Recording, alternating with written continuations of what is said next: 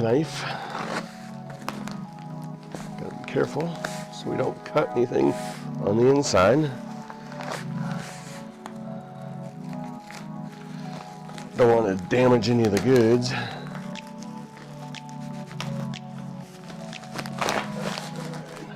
All right, we can set the knife aside, see what we've got here.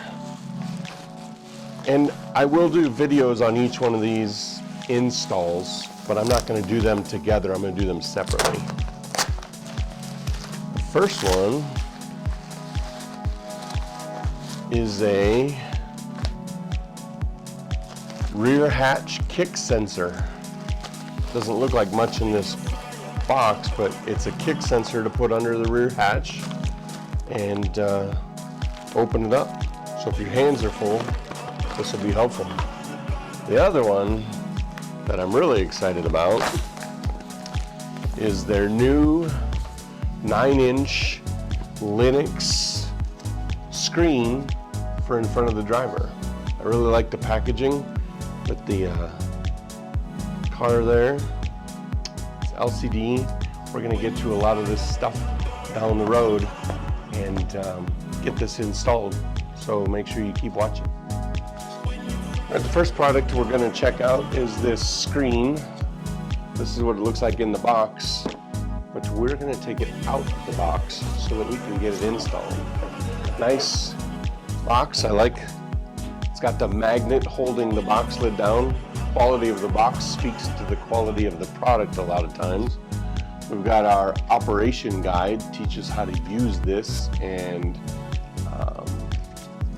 does not talk about how to install it. So we are going to watch some videos, figure out how to install it, and we're going to teach you. So stick around and we'll teach you how to install this. To pull this out, there are the wiring harness that goes to the car. There's actually a couple different wiring harnesses. You got a little pry tool. They send you a nice pry tool, which is good because I think I broke the last one I had, so this will be nice. And then the mounting bracket and the screws to hold this down. So let's take the product out of the wrapping here. This is very nice screen. So this is their new one. This is the 9-inch screen. And it's got a, you can't see it in the video, but it's got a much smaller bezel around the edge. It's also a smaller form factor and sits a little bit more snug on the dash so that it doesn't block as much airflow from the air things that are in front of you. So it's smaller, sits up a little bit higher, and it kind of allows some flow through. So I'm really excited to see this in the Tesla with the Yoke steering wheel and this, and be able to see how this all works. So let's go put it in the car. All right, so now we're going to get to the installation of this screen. We're going to do the screen first. We're going to get that installation done. To do that, we have to remove the dash.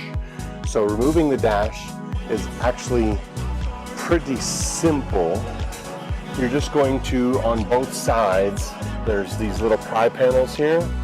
You have to pry this out on both sides and just kind of set it aside. Don't feel like you're going to break it. Don't feel like you're going to break it. I mean, it's pretty sturdy. And as we take it off, you'll see that there's 4 clips in there that hold that into place. Have to do the same thing on the driver's side here.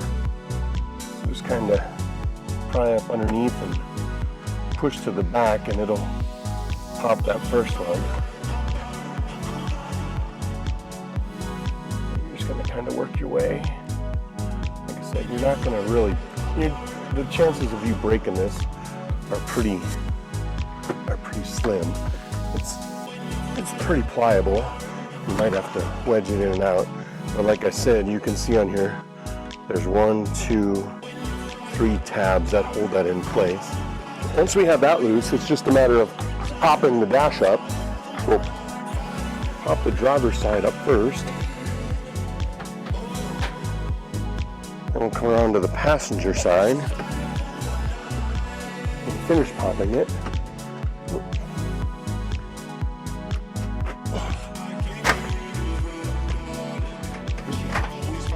do want to be careful to make sure that you get clean pop and that you're not just pulling the main part of the dash off.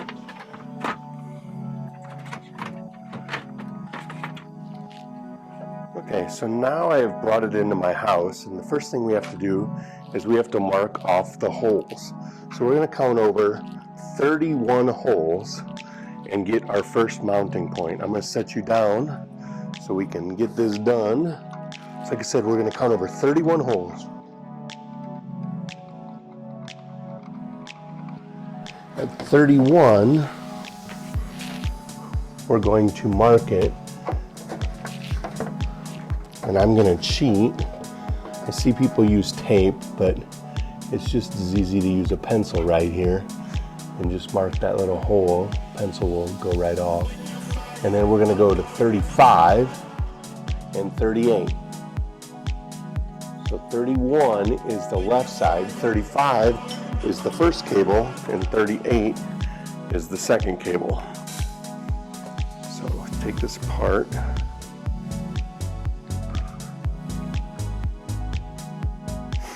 Take this apart, and we should be able to pop the blue cable through the hole that we marked at 35. Just kind of press it down in, and then the red cable through 38. We'll set this down. Don't worry, the screen still has the screen protector on it. Flip it over, pop these through. Then you should just be able to feed it and get it in place with 31 being that first hole. You kind of got to pull these down through at the same time as getting it in place. Once you've got it to the spot you want it, you're just going to kind of push it down into place. You'll feel the pieces slide in, and then we're going to look at the bottom here, and you can see on the bottom right here where those holes poked through. So now we're going to take this mounting plate, these little itty bitty screws. These are just little itty bitty Phillips screws. So you just need a little itty bitty Phillips screwdriver. And we are going to line these up, and you'll notice that the plate lines up. We're going to put this hole to that opening, and then these two holes feed the cables through. So the blue one goes through this hole, the red one goes through. So now you want to be careful feeding this through. This is a piece of metal, and it does have sharp edges on it, so you just want to be careful that you're not scraping your wires. Then you're going to put in all these little screws. So I'm going to start this first one.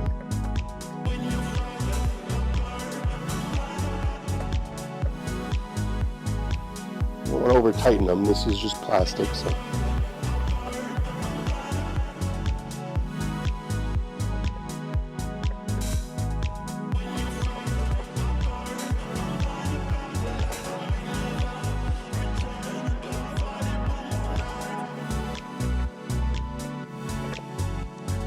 So you'll see there are more holes than screws.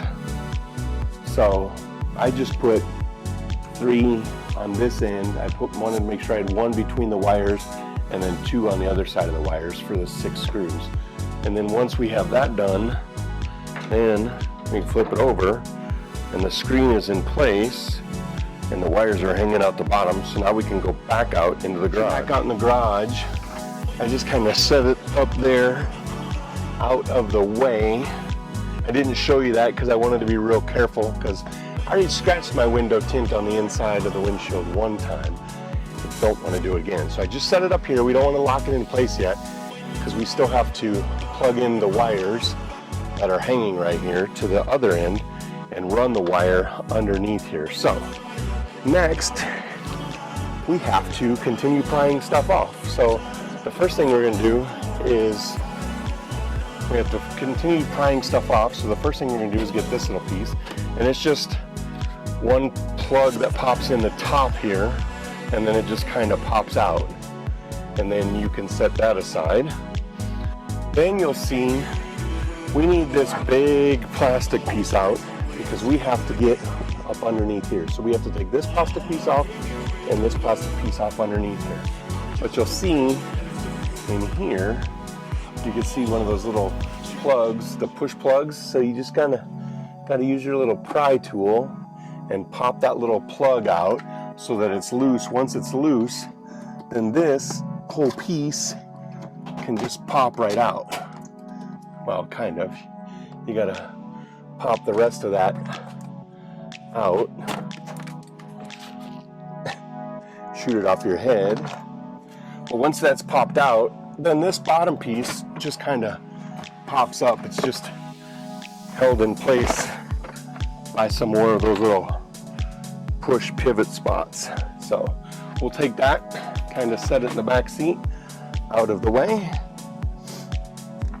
Then we have to pop up underneath here, and underneath here, let me see if I can show you, there are 4 different spots. There's one here, and these aren't that hard to get off.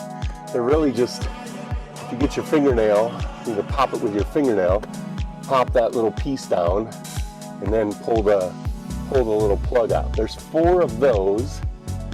There's one there, and then there's one back here.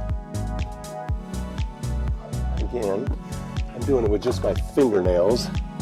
Then as we come along the back side here, there's one right here. Like I said, there's 4 of them. I'm trying to look at the camera and do this all at once. Not a super easy thing to do. I pulled the inner part out without the outer part. If you do that, it's not a big deal. They just go back together. And then the last plug is over back here along this side. Now, when those 4 are out, this will just pop down, but you want to be real careful because there's 2 things here being held on. There's your light and there's your speaker. So the speaker just kind of unplugs, and then the light, I have an extra light in here, so it just slides out, and then we can move this little piece out of the way. Now, on the side here, this little piece here just kind of will fold up out of the way. And now, what we have to do, and let's see if I can show you, up here, above this piece, there's one that we have to unplug and then plug our cable into. We have to then plug this end into it and then plug the other end. Well, we're going to plug that end we remove into this end, and then we're going to plug it into here. I can't do it on camera and show you, so I'm just going to do it and then I'll show you the finished product. All right, so hopefully I can show you up here. I don't think I can, but up here, well, here's the plug. Here's the plug. You can see the plug I plugged in. It's right here. Here's the plug I plugged in. And way up here, it's basically the second one up. So here's the first one. The second one is up here, where my finger's at. And I had to lay upside down in the passenger seat to get that plugged in. So now we're going to run the cables over to the new screen. I have these coming out here. I'll make sure I keep my plug from my wire. These are going to come up here. That's for my lights. Now we're going to just kind of run this up underneath here. We're going to kind of tuck it in behind here. Then on here, it's not that hard. It's blue to blue, and they just need to line up, and then red to red, and again line up. And as soon as you plug that in, you'll see the screen start to light up. And there you go. There's the screen. So now let's finish putting the car back together that we know now that we know that it's working. And it's not hard to do. I'm not going to film it because it's really backwards of what we did. We're going to pop the dash down. We're going to put both ends back on. We're going to put that end on and this end on. We'll put this piece back in, and then we'll put our piece back up underneath. Once we get that done, we'll come back and we'll check out this screen and what it will do for us. All right, so that screen looks really good with this Yoke steering wheel. I really like the way it sits down in there. I'll have to let you know throughout time if it blocks the airflow, but we'll see. So let's go through just a few of the items. So this center screen is where you can see some items. So this is swipeable. So I can see my PSI on my tires, the car, my following distance, the car again, and then my PSI. And then, but I need to change this. It has, actually, so the first is the model. The second screen is our safe distance. This is our door switches, shows us if our doors are open, and then our PSI. So if we go back down to the doors, if I open up the driver door, you can see it open and then close. Mileage information, you can see my odometer, well, kind of, but now we're going to get in. I want to get into the system settings and change some of these settings. So on the screen here, if I swipe in, I get these, and the bottom one is the settings. So now I can change my settings. I have a Model Y. I need my temperature in Fahrenheit because I have no clue anything else. Phone connect, we're going to leave it at CarPlay, and we're going to leave it at normal for now. We might end up changing that, and when you change that, it's going to go through and reset the screen, even though I didn't really change anything. Now you can see my temperatures 59 degrees and all of that, but still got some things to change. So my Model Y is a red one, so we're going to change it to red. Our time zone is not Greenwich Mean Time, plus 10. It is, I believe we're at -7 here. Steering wheel control I want on. That'll allow the buttons on the screen to be changed. We're going to go to device, and you can see all the items about the device. Go back to system settings, and then we want brightness on auto. Okay, so I got the screen set up. Sorry, I had to step away from there real quick. I still don't, I think there's a few things that will adjust. All right, let's take this for a test drive. Check it out. We go in reverse. You can see our R switches, so that's a good thing. Sorry, had to turn the yoke just a little bit. I really do like the way this works with the yoke. Man, it just is perfect. I even like how it tells you how fast you're going backwards. So does the regular one, but I don't ever really pay attention to that. But you will see everything change to miles per hour and the odometer updated after I turn the car on. All right, let's check this bad boy out. We'll just do a quick drive around the block. I like the power, how the power comes on. And then you get your regen bar coming back over. Time is right, temperature's right. Everything matches what's on the main display. When the blinkers come on, they turn on there. Both the left and the right. Ooh, this is, I wasn't sure if I was gonna like it or not, because I really like the open look with the yoke. But I will tell you that it doesn't take up a lot of space. So this is from my bird's eye view, and you can see that it really isn't blocking any of the road any. It's just nice and down out of the way. Now I do have it set up, I'm going to pull in the driveway here. I do have it set up so the scroll wheel runs runs the CarPlay and can switch between CarPlay and regular. Ooh, bunny rabbit. Almost got me a little succotash there, that bunny rabbit running down the middle of the road. So we're going to pull in here real quick, put it in park, and just kind of quick check this out and finish this video up. Alright, so the scroll wheel, you'll see if I scroll it and I'm not in autopilot, the scroll wheel will work to bring CarPlay up. Now, what I want to see,